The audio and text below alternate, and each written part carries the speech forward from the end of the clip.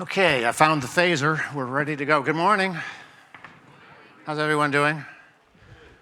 Good to be back in Dublin. Thank you for sitting in a windowless room all morning, and I'm next. So thank you, John. The only thing I'd say about that introduction is you left out my paper route when I was 14. Okay, so have you noticed everyone's talking about AI these days? I mean, everyone's talking about AI. And I'm going to do the same. I'd like to think, though, the difference is this. So many times when people are talking about AI, their narrative's kind of the same. It's a cheerleading, booster, yay AI, and I'm all for AI. But at the same time, there are a lot of things that aren't being talked about. So here are the things I'm going to cover in the next 30 minutes.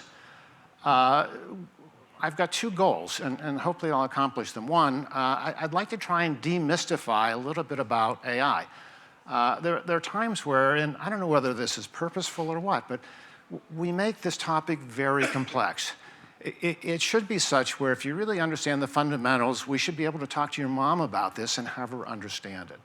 Two, I'd like to offer a perspective that maybe is a little different around driving value, because everyone in health and medicine today is mainly using some form of AI, but if you look closely, very few are getting measurable value at scale across their organizations. And I've had the privilege of working with health and medical leaders around the world for the past 15 years on AI, and I'll at least offer you my perspective on which organizations, when they get it right, they create that flywheel and magic happens, versus which ones are using yay AI and making investments and really not driving value against anything we care about.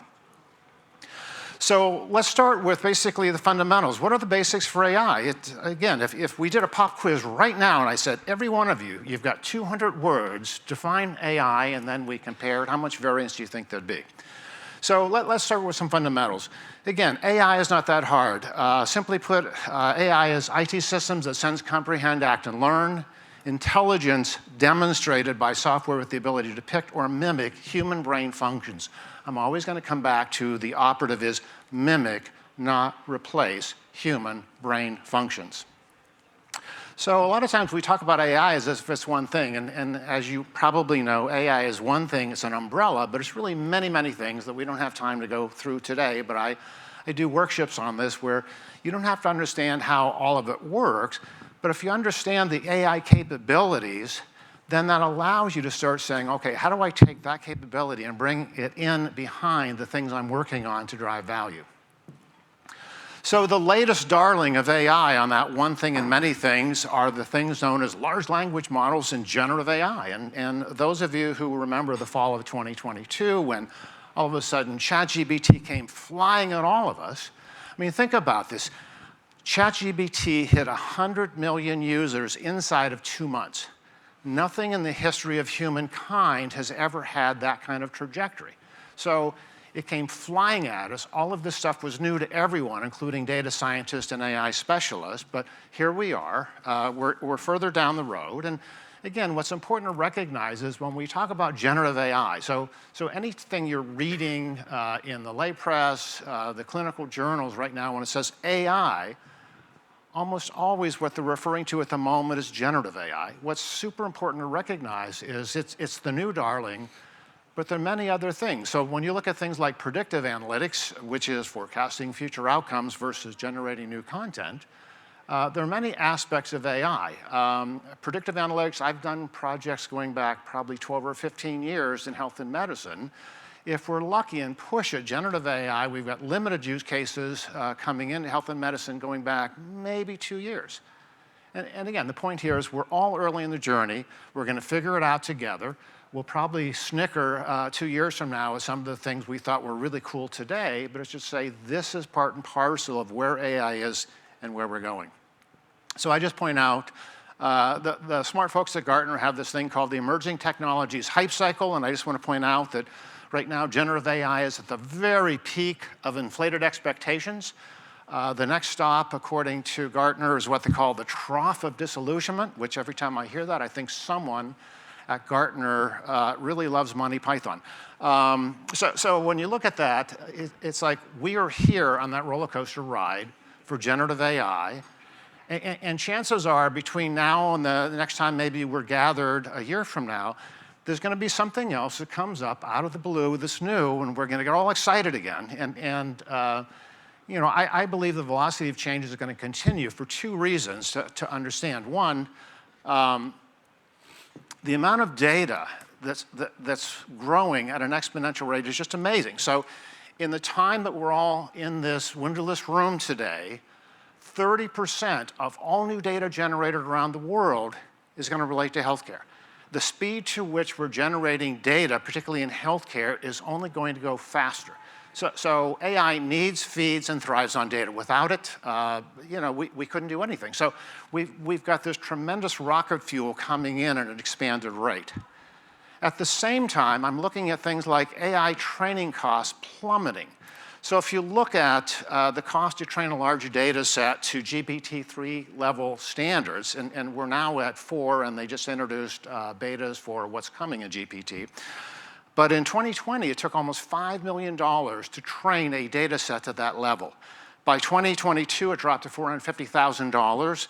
And the experts are saying by 2030, it will probably be more expensive to take a friend out to lunch than to train a large data model. So you take all of that data, you look at training costs plummeting, you look at the tools that make it easier and easier for non-data scientists to grab this stuff and start doing interesting things.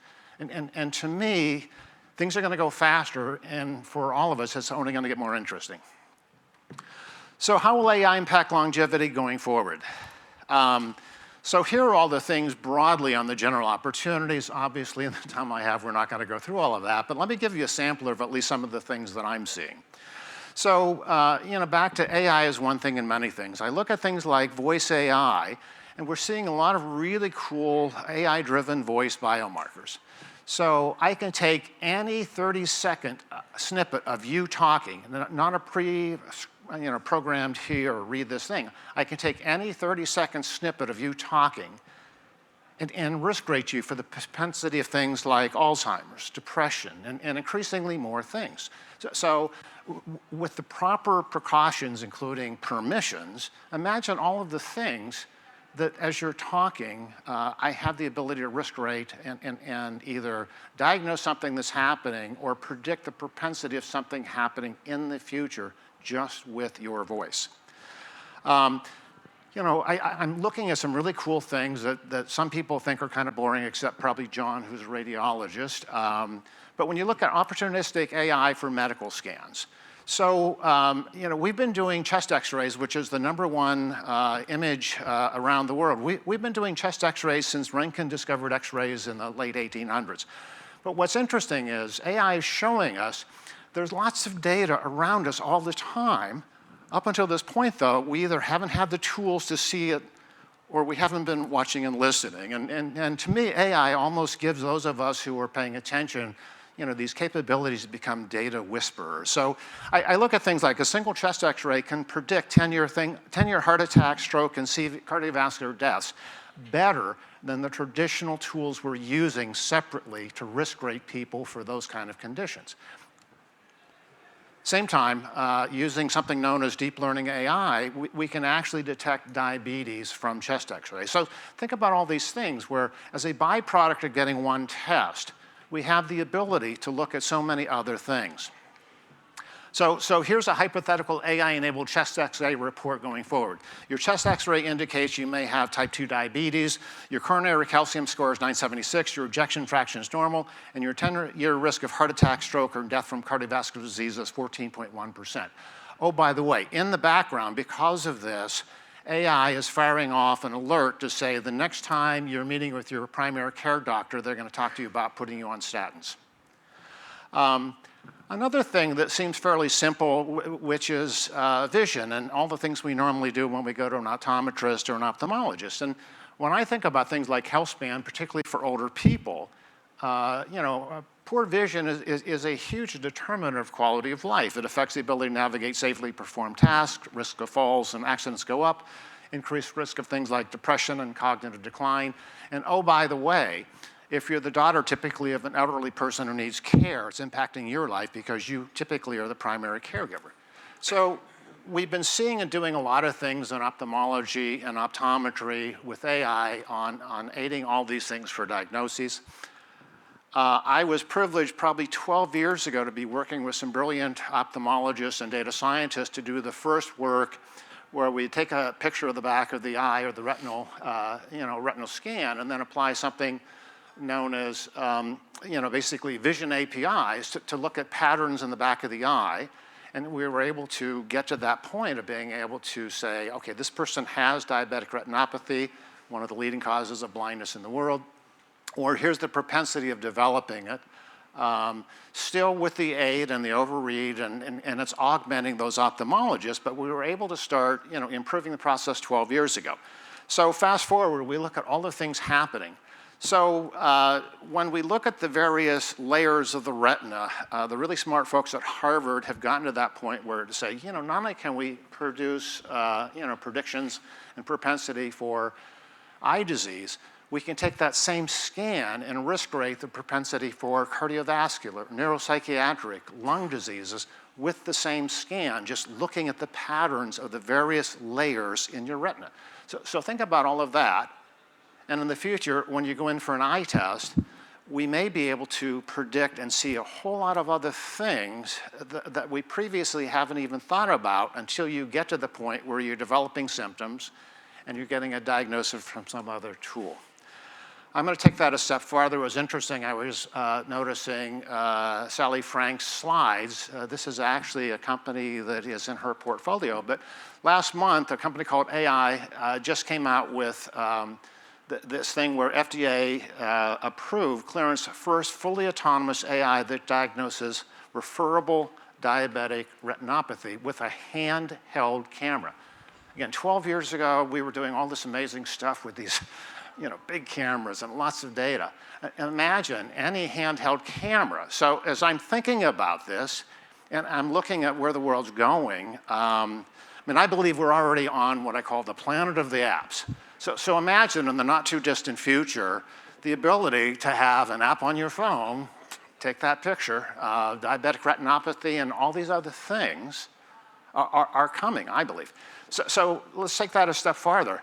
And I was surprised when I saw this, but already the digital device interactions per capita per day around the world, by next year, in theory, the average per capita is 5,000 interactions, which I thought, what? But then I think about all the email, all the text, all of the things I do, and it's just interesting when we look at how these things impact our lives. They call it a smartphone for several reasons. One, your smartphone truly has more computing power today than all of the computers used by NASA in the 1960s to put a human on the moon. Think about that. Two, they call it smart because most everything you do with that phone, underneath it, is some form of AI. And so I bring all that together. Then I start looking at all of the things we're doing to capture even more data through things like sensors and wearables. And every one of these things has multiple companies already doing it. And then let's relate this to the older aspects of the citizens we're trying to care for. So everything on the left of this slide are all those major age-related conditions we're trying to solve for. It impacts current health, it impacts longevity, lifespan, health span. Everything on the right are all those physical and chemical signals that reflect those conditions. For almost every one of those things, I can point you to our ability to measure those things with wearables and other devices. So as we're doing all of that, we have the ability then to drive those things into current practices that improve not only lifespan, but health span. And so taking that one step farther, and it's amazing to me how many times people say, well, older people really don't do well with technology. And I think that's a myth. I think that's a bias. There are two things happening. One, AI is mainly going to become ambient within the environment of all of us, particularly those who are older. So you look at all those things we can be doing without any manipulation of it. It just happens. And then number two, this bias often relates to the fact we blame older people for not being technologically sophisticated. I turn that around to say, no, it's really a problem with those of us who are technologists who never apply design thinking to say, how do we design technology that actually fits the need of this population? Somehow we exclude them, we leave them out, we make fun of them. it's just simply wrong. If we do design thinking, we can go a lot farther when it comes to taking all of this to benefit people at all ages. So, okay, speaking of all ages, I'm going to go off on you for just a second. Improving lifespan and healthspan is about using AI to optimize health at all stages of life. And I'm sure you don't think this way, but many times if I say longevity, people, they start thinking about all the things we can do when someone's old. And it's like, well, it's really a progression, isn't it? So I'm looking at things like that I have concern over. Millennials. The health of millennials is declining faster as they age compared to previous generations. Without intervention, there's one study that shows millennials could see mortality rates climb by 40% compared to Gen Xers. So think about that. If we're serious about improving longevity and lifespan and health span, we've got to start looking at what's happening with these younger populations. I don't know how many of you are millennials. Maybe you don't consider yourself a younger population, but I do. Women. I was surprised by this. I'm working on a new book and some of the research. The data always shows, I've always believed women are the stronger gender. Some of it is historically, lifespan is longer than men. But what surprised me is, according to data from McKinsey and the World Health Organization, women spend 25% more time in poor health than men, which I don't know about you, but I found that surprising. So what's interesting is research suggests that the difference is mainly due to structural and systemic barriers built into the current health system. So I spent 30 minutes with data and examples, but here are just two. Despite women having a 50% higher mortality rate in the year following a heart attack, less than 5% of the budgets for coronary artery disease supports women-focused research. This next one is my favorite. Over the past 10 years, there were 5 times more scientific studies for erectile dysfunction than premenstrual syndrome. Now, I'm not against men having erections, but it just seems like we need to rearrange our priorities as far as where we're investing our money when it comes to lifespan and health span. Women are a huge opportunity when it comes to the way the system works and the way how we could be better. Okay, anything else I should think about? And the answer is yes. So, I've had the privilege of working in advanced analytics and AI long before it's popular. There was a time a few years ago where if I was at a cocktail party and someone said, "What do you do?" and I said, "AI in medicine," they'd go talk to someone else. And now I'm part of the cool crowd. I don't know how long that's going to last, but I've had the opportunity to work with so many brilliant people around the world on AI projects going back a ways. And at least this is my experience, where everyone today is using AI. And as I said earlier, the interesting thing is, which organizations are not just producing a use case or two they can publish, but which are creating that flywheel, value at scale that can be measured. And to me, the secret comes down to this. AI success will come to those who are able to think, practice, and lead differently. And let me give you an example with at least another tech transformation trend that happened. Some of you may be old enough to remember this. The rest of you, maybe you've read about this. But I remember, I was much younger, but I remember the first time I heard about the ability to make and receive calls on a piece of technology that wasn't tied to wires. It was like, oh my God. So this was in the mid-1980s. That brick phone cost $9,000, had a battery life of 20 minutes. But man, if you had one, you thought you were Michael Douglas. How many of you remember The Matrix, the movie? So mid-1990s, it introduced us to this concept called the flip phone. I remember, man, when I got my first flip phone, I would purposely walk into a room and say, let me whip out my phone and make a call just to show off. So we kept progressing to say, how do we make and receive calls more efficiently? So we get into the 2000s. This is the cover of Forbes in 2007. Nokia literally had a monopoly on cell phones. Here's the CEO, very cocky and confident, and the headline on the front page: 1 billion customers. Can anyone catch the cell phone king? And the answer is yes. A couple months later, Apple introduces this thing called the iPhone. The titans of the industry at the time made fun of it. It's like, it doesn't even have a keyboard. Who are these upstarts? It won't last. Well, guess what? They were the ones that didn't last. And the difference was, we had industry, we had leaders thinking the same way. How do we take something that's a phone and make it better at being a phone, make and receive calls? Apple came along and said, well, wait a minute, we've got this miniaturized thing going into more and more people's pocket or purse. Here are all the other things we could do. They were the ones that said, let's take this to the different level. Let's think differently. And in the process, everyone else went out of business and they got pulled forward. And John just mentioned last week they made huge announcements on how they're taking AI to take themselves even farther. So let me wrap up. I believe the world of AI is going to go to those who think and act differently, which does not mean you need to have a PhD in data science. It means you take what AI can do now, where it's going, and you use your knowledge to look at how to bring those things in behind you and the problems you're trying to solve to make you better. But so I'm going to leave you with this thought coming back to AI needs, feeds, and thrives on data. I believe there's a new AI-driven paradigm, particularly as I think about longevity. So when we look at the health building blocks, it's all about the omics, genomics, proteomics, metabolomics. All of these are a biological framework that allows us to look at, study, try and understand what happens with the biology of humans. And it's super important, and AI has a lot to do with making that go better. But when I think about that, I look at going to a different level. I believe there's an emerging discipline. I made this stuff up, by the way. Where I think about it, to me, there's something that in my mind I call dataomics, which is the science of data that affects humans and longevity. And then we can talk about the dataome, which is the collective data set representing those forces impacting the health and longevity of an individual. So when I think about, oftentimes, the traditional way of looking at longevity, we're always looking at the biology, the omics, which is what's happening with a human or a population of humans. And yet, there's some things like genomics, which is, how we're pre-wired for certain things. But then there are all these other things that affect the biology of each human and eventually longevity.